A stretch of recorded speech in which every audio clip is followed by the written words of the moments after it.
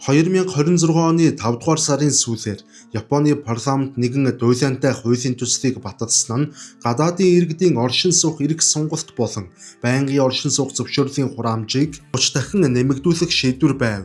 Гэхдээ энэхүү хураамжийг эрс нэмэгдүүлж байгаа нь цаанаа нарийн учиртай. Өнгөн талдаа бол олон улсын хэвлэлүүд үүнийг ердөө л үйлчилгээний хөдөлсөний нэмэгдэл мэтээр тайлбарлаж байгаа боловч хөшигний цаана Японы нийгмийн хамгийн эмзэг цэгүүдийг хүндсэн хүн ам зүйн гүн хямралын эсрэг хийж буй томоохон нүүдэл оршиж байна. Өнөөдөр Япон улсад амьдарч буй гадаад иргэдийн тоо түүхэндээ анх удаа 4.1 саяыг давж тус улс нь ажиллах хүчний хувьд харь улсуудаас бүрэн хамааралтай болсноо аль бие ёсоор хүлээн зөвшөөрсөн. Мөн Японд төрөлт түүхэн доод хэмжээндээ хүрч ажиллах хүчний гүн хомсдолд орж ажиллах хүчний хомсдлоо дагаад эдийн засгийн өсөлт нь удаашрч улмаар улсын төсвийн маш өндөр хувь нь ахмадуудын тэтгэврийн санд төвлөрөх болсон тул тэд арга буюу гадаадын иргэдэд маш олноор нь үүд хаалхаа нээгээд удаж байна. Гэвч гадаадын иргэд тус улсад хэд олширч байгаа тул Японы соёлын ондоошил устдаж үндэсний аюулгүй байдлын эрсдэл нийгмийн ан цав бий болох эрсдэл маш өндөр хэмжээнд тулж ирээд байна. Иймээс энэхүү зарим төрлийн визний хураамжийг 30 дахин өсгсөн уг шийдвэр нь яг ч зарим хүмүүсийн хараад байгаачлан ердийн нэг татвар мэт зүйл огтоосон биш. Энэ бол Японы засгийн газраас дэлхий дахин дэлгээж буй манай улсад зөвхөн чанартай чинээлэг бөгөөд хууль сахдаг буюу арай элит гадаадын иргэдэд үлдэх ёстой гэсэн хатуу бөгөөд прагматик мессеж гэж харах нь зөв юм а. Тэгэхээр өнөөдрийн дугаараар Япон улс яагаад ийм эмзэг бодлогын өөрчлөлт рүү шилжих болов? Тэд гадаадын иргэдээр дамжуулан хэрхэн улс орныхон эдийн засгийг аварч үлдэхээр тэмцэж байгаа талаар мөн эдгээр асуудлуудтай холбоотой бодит хүндрэлүүд болон даалт шалтгаануудыг ухаж дэлгэрэнгүй ярих болно. Тэгэхээр манай хамтран ажиллагч байгууллагаар BGM Asset Management хөрөнгө оруулалтын компани хамтран ажиллаж байна. BGM нь бондын болон үйл хөдлөх хөрөнгийн зах зээл дэх гол тоглогчдын нэг бөгөөд өөрийн болон харилцагчдынхаа нийт 60 орчим тэрбум төгрөгийг үр ашигтай удирдах байгаа мэрэгжлийн хамт олон юм а. Хэдхэн жилийн өмнөөс эхлээд Японы дэлгүүрүүдийн касс ухтах үйлчилгээ, барилгын талбай, тэр байтугай хөгшчүүлийг асрах төвүүдэд хүртэл Япон хэлээр ус цас мэт ярьж чаддаг харь орны залуусаар дүүрэх болсон. Гэхдээ энэ бүхэн ердийн нэг тохиолдол бус. Харин тус улсын нийгэмд нүүрлээд буй хүн ам зүйн нууцлагдмал сүрлийн хамгийн тод илрэл юм. Өнөөдөр Япон улс нь дэлхийн хамгийн хурдан хөгширч буй улс орнуудын тэргуун игнэнд зогсож байна. Сүүлийн жилүүдэд тус улсад жилд төрөх хүүхдийн тоо түүхэн доод хэмжээндээ хүрч жил бүр бараг хагас сая гаруй хүнээр хүн ам нь хорогдсон цөөрч байна. Төрөлт буурч дундаж наслалт уртассаар өнөөдөр Японы хүн амын бараг 30 орчим хувийг 65-аас дээш насны ахмадууд эзлэх болов. Хамгийн гашуун үнэн гэвэл ахмадуудаа асрах, тэдний тэтгэврийг бүрдүүлэх, цаашлаад улсынхан эдийн засгийн хүрдийг эргүүлэх залуу үеийн хомсдолд Япон улс гүнээ нэрвдээд байна. Үйлдвэрүүд ажиллах хүчингүйгээсээ болж хаалхаа барьж, тариалангийн талбайнууд эзгүүрч, хөдөө тосгодууд эзгүүрэн сүрч байна.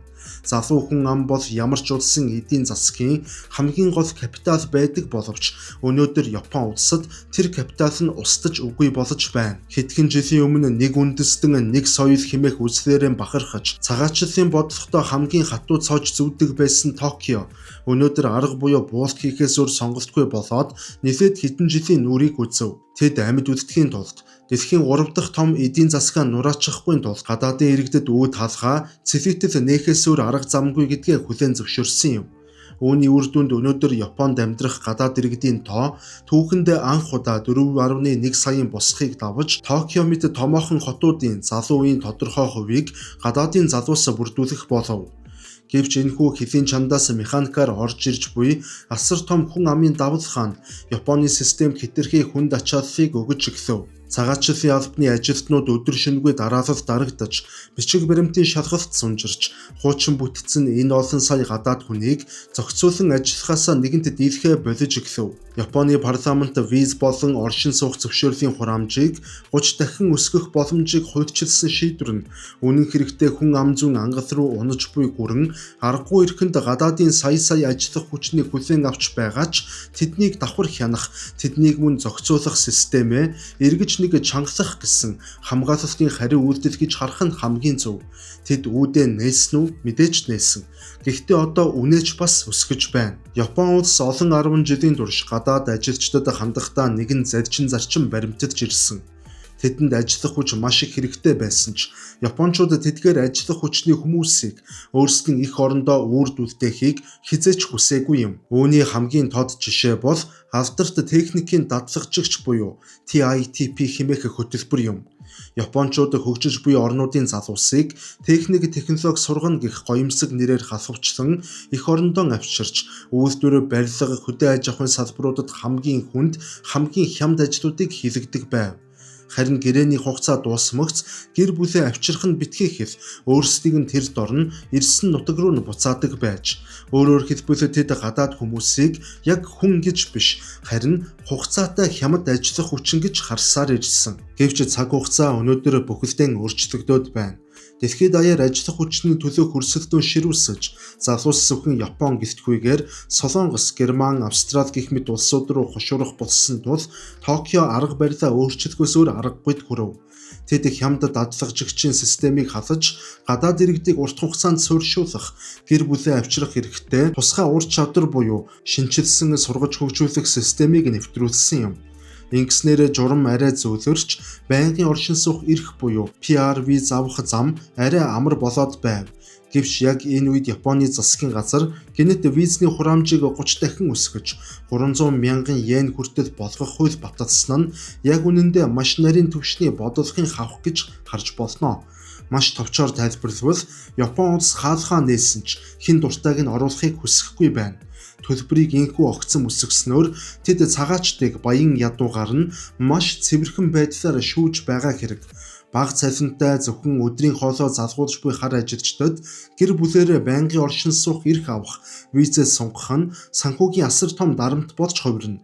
Үүний үр дүнд орлого багтаа гадаадын хүмүүс визний хугацаагаа дуусгаад шууд нутаг буцах сонголт руу албатан шахагдах нөхцөл үүснэ гэсэн үг. Харин эсвэргээр Японы нийгэмд өндөр байр суурь эзэлсэн технологи инженерчлэл бизнесийн салбарын өндөр орлоготой элит цагаачдын хувьд энэ мөнгө нь огтоосон асуудал биш. Япон улсад яг одоо татвар өндөр төлдөг, хууль сахдаг, нийгэмдээ баялаг бүтээдэг чанартай цагаачид маш их хэрэгтэй байна.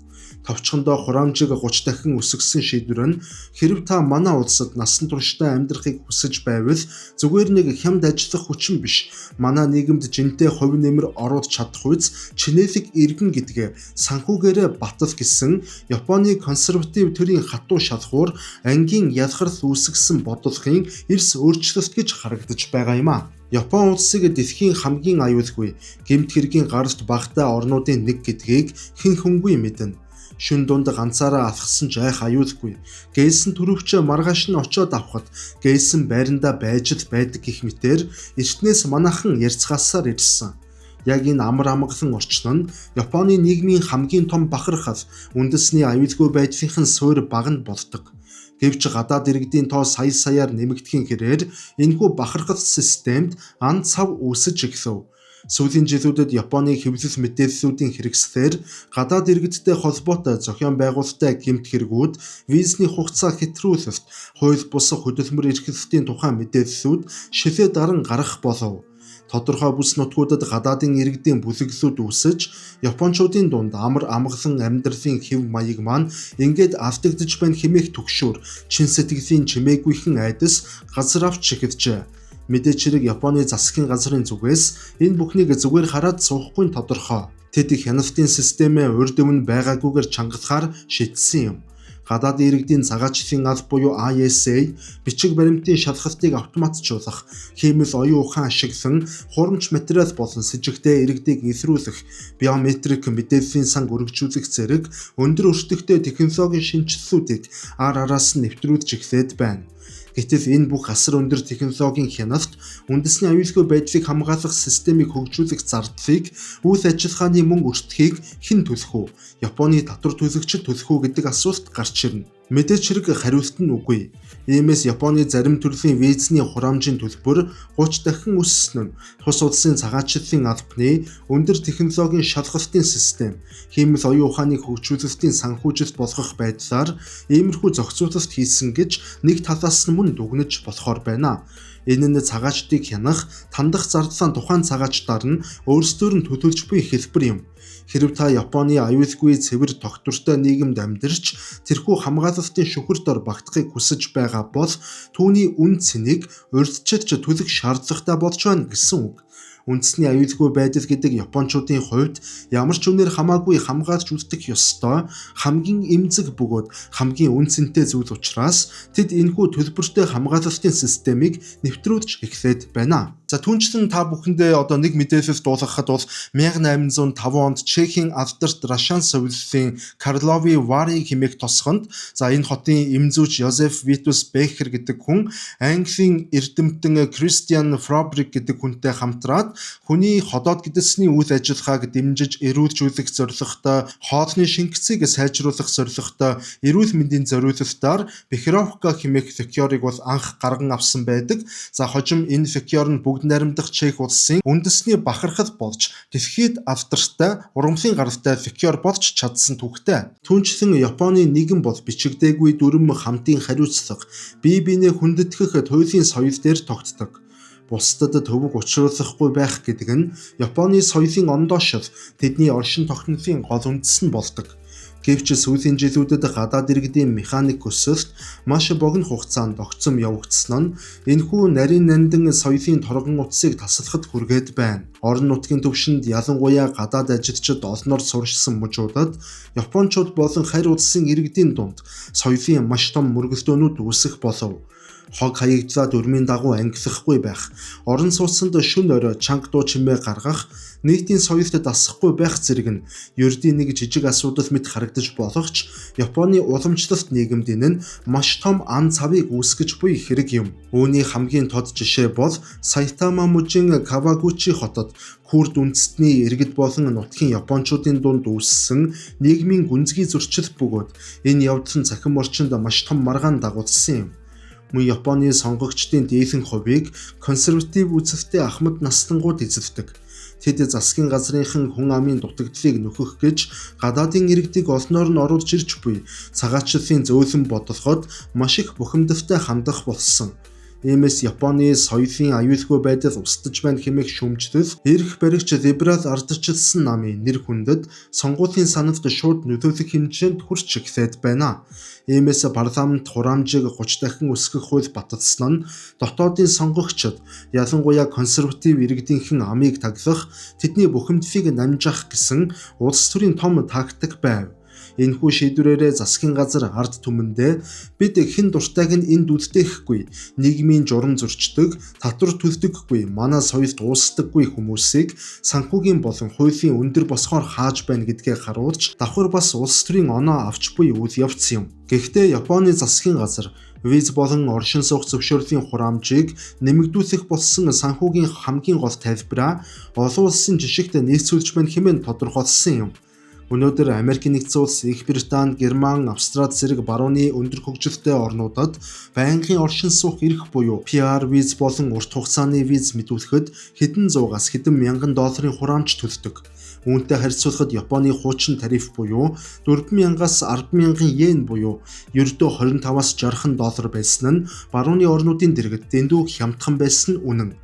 Гэвч энэхүү барууны жишгийн цаана Японы эдийн засгийн хамгийн том өвдөлт болох йений ханшийн туйлын сулралт нуугдаж байна. Сүүлийн жилүүдэд Японы йен ам долларын эсрэг сүүлийн 30 гаруй жилд байгаагүйгээрээ унсан.